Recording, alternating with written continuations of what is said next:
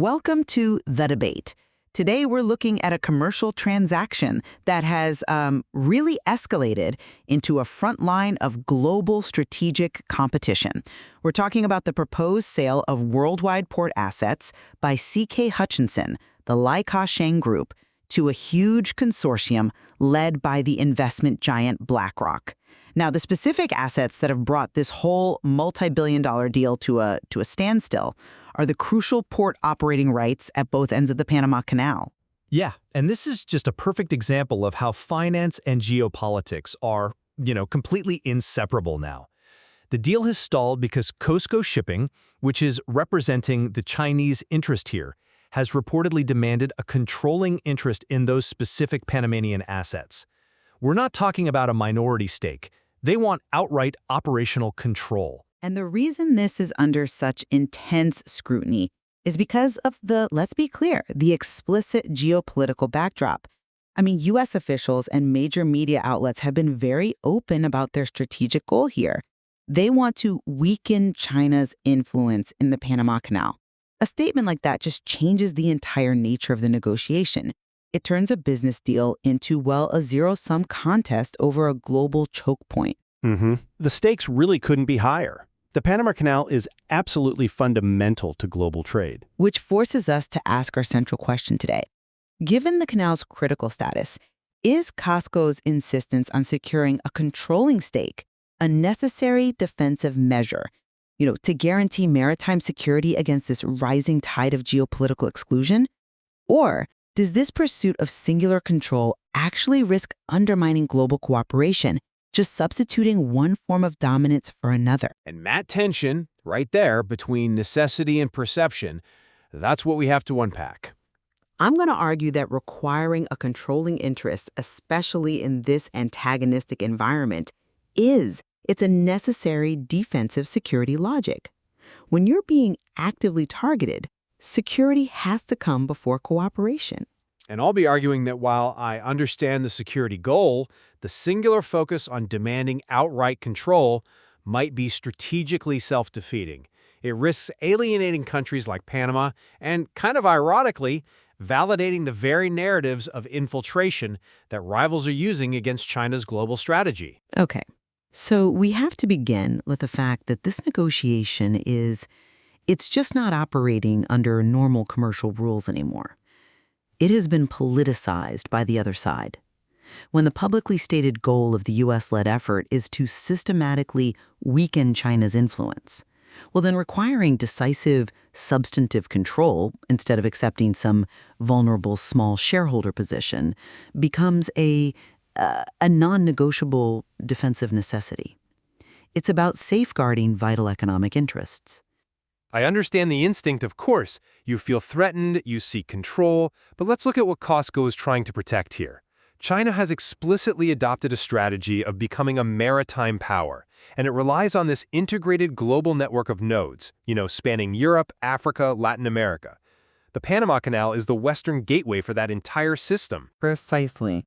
So if these key transit assets fall under the complete control of a consortium whose stated purpose is antagonistic, and COSCO is just, a passive partner, the company risks being sidelined on every single decision that matters.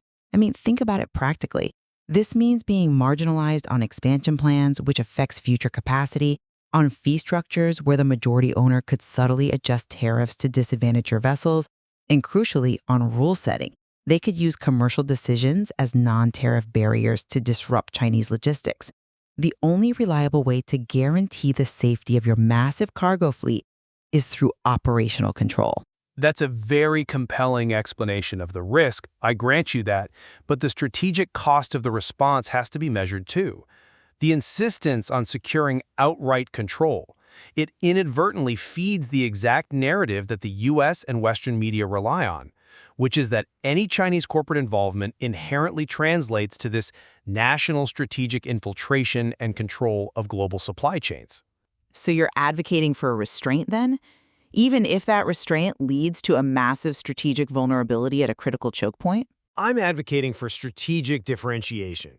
If the international community just sees China's response to pressure as demanding ownership, the "if I don't control it, it's a threat" approach, it risks normalizing this really dangerous zero-sum logic in infrastructure deals all over the world. If every transaction is weaponized like this, global connectivity itself is what will suffer. And look, China's stated global vision of cooperation and win-win, that requires a governance model that actually prioritizes multilateral participation, not just majoritarian rule. By demanding total control, you undermine the very principle you say you're championing. But let's talk about the framework itself. You argue that demanding control legitimizes the security framework, but that framework isn't some abstract thing. It's already been imposed. The U.S. and its allies are the ones using the safety threat narrative. They say China's involvement is a security risk, while at the same time framing U.S. involvement as maintaining order. I mean, you have former U.S. officials on record saying they want to take ports back from so-called Chinese influence.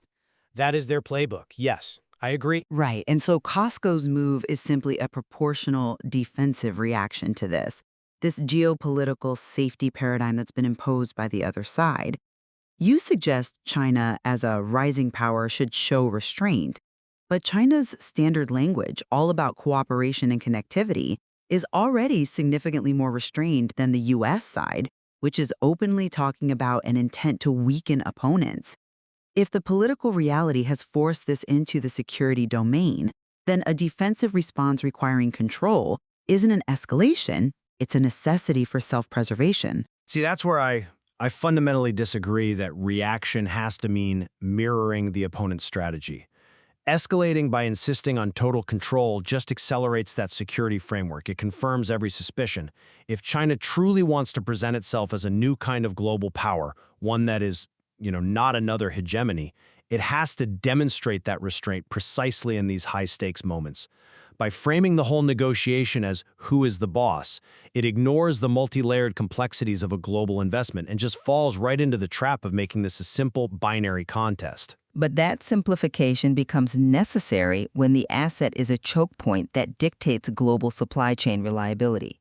If you can't ensure reliable passage for your own ships, you fail your primary economic security mandate. Okay, but that brings us to a crucial element that I think you've overlooked, which is the long-term impact on the third country here, Panama. We have to consider the neglect of local stakeholders and, frankly, sovereignty. Panama is a small nation, and it's acutely sensitive to being caught between two major powers. It's already had to carefully navigate its diplomatic posture. That's a crucial point. But how does external strategic control necessarily conflict with local interests? Well, if the negotiation is focused so heavily on securing an external veto right or a controlling majority for Beijing, it risks subordinating crucial local priorities to these distant strategic concerns.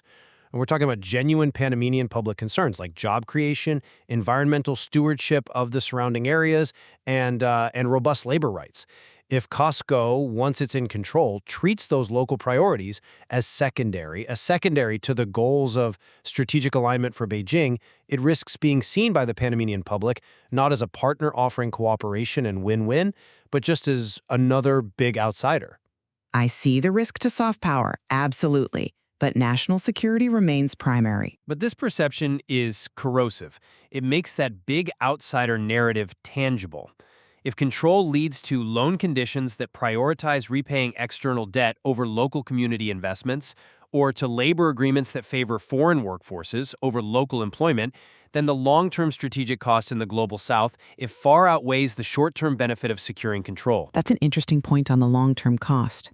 But let me frame the immediate necessity differently. While local perception is, of course, important, stability in this most critical of maritime nodes demands decisive operational control.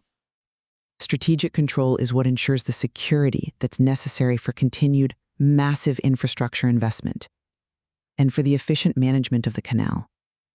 And that, ultimately, benefits local economies by guaranteeing the canal remains a reliable transit point, which is Panama's greatest asset. In this kind of high-stakes geopolitical contest, the overriding reality is that supply chain resilience takes precedence over minor fluctuations in local sentiment. provided, basic legal and ethical standards are maintained. Instability caused by being excluded is a much greater threat to Panama's economy than internal governance issues. Well, let's delve into governance then, because securing control only delivers that stability if that control actually translates into effective, sustainable, and reliable management. I want to shift the focus from external competition to internal capacity. You're suggesting a focus on corporate efficiency. Precisely. Academic studies of major Chinese port investments abroad, in Europe and Africa, they often reveal really complex motivations beyond just national strategy. You have corporate profit-seeking, local government lobbying, and sometimes, inherent efficiency or transparency challenges within the enterprise itself. So I have to question whether securing the controlling interest automatically translates into sustainable influence if the actual governance mechanisms of the Chinese enterprise, especially on contract transparency and long-term efficiency, aren't robust. These are internal management problems. Every large global firm faces them, Chinese or otherwise. They are not reasons to surrender a strategic asset. But they absolutely affect strategic outcomes. A lack of transparency in operating a choke point like the Panama Canal, that can lead to significant real-world costs. It increases insurance premiums for shippers, it creates delays, it damages international trust. If the operation of the asset, once it's controlled, becomes inefficient or opaque, it could easily become a kind of adverse example that rivals could point to, regardless of who holds the majority share. The narrative of control is hollow if the management that follows is flawed. I see the challenge of linking control to credibility, but we have to talk about priority. Operational weaknesses, while serious, they can't be confused with the fundamental necessity of securing a decisive voice in an asset this critical to national economic safety.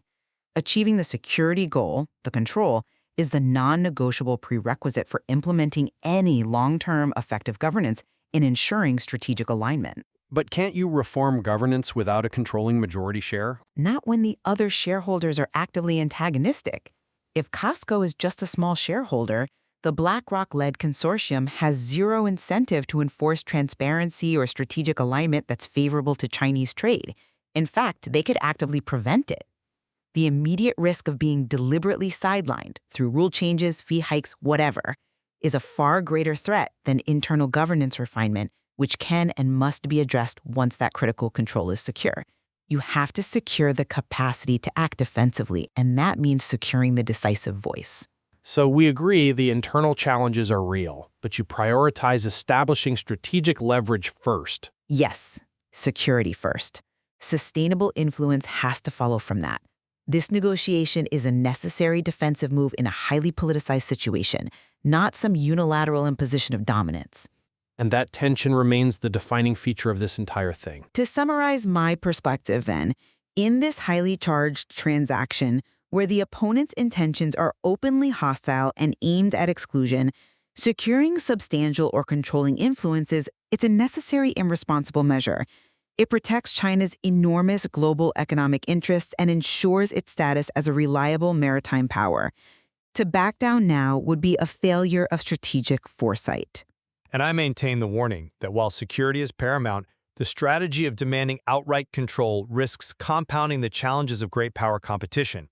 It risks alienating the global south by appearing to impose a new center of dominance. And it demands a critical self-reflection on whether transparency and respect for genuine multilateralism are being sacrificed for the simple pursuit of majoritarian rule. We have to be careful that our actions don't end up proving the negative narrative true. This discussion, I think, really illustrates that enduring tension between a necessary defensive strategy and the perception of global expansion. It forces us to confront the reality that these commercial transactions, when they involve strategic assets, are now inseparable from the volatile dynamics of great power competition. Absolutely. And we'll leave our listeners with 3 crucial questions that come directly from the difficult material we've discussed today. First, considering all this volatility, if you were a Panamanian citizen, who would you prefer to control the port? The local government, a U.S.-led financial consortium, a Chinese enterprise, or a truly balanced multi-party shareholder group? Second, in defending global expansion through the lens of national interest, where is the non-negotiable ethical or political red line that a nation shouldn't cross? Does the pursuit of defensive control justify subordinating local economic and environmental priorities? And finally, what kind of global power do you wish to see emerge from this new strategic environment? One that only possesses greater strength and security, or one that also demonstrates a fundamentally different, more cooperative way of exercising that strength?